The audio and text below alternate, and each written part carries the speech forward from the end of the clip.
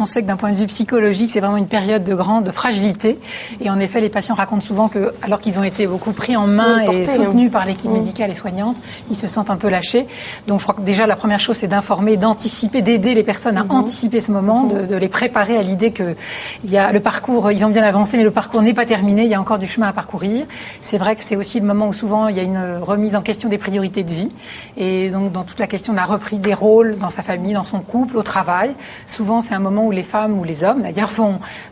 décider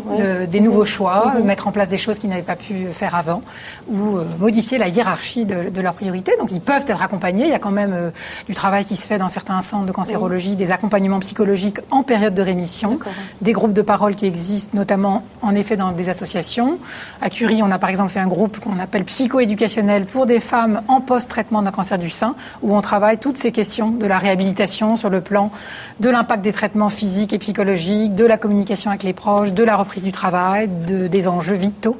et la manière de les repenser après cette expérience de vie.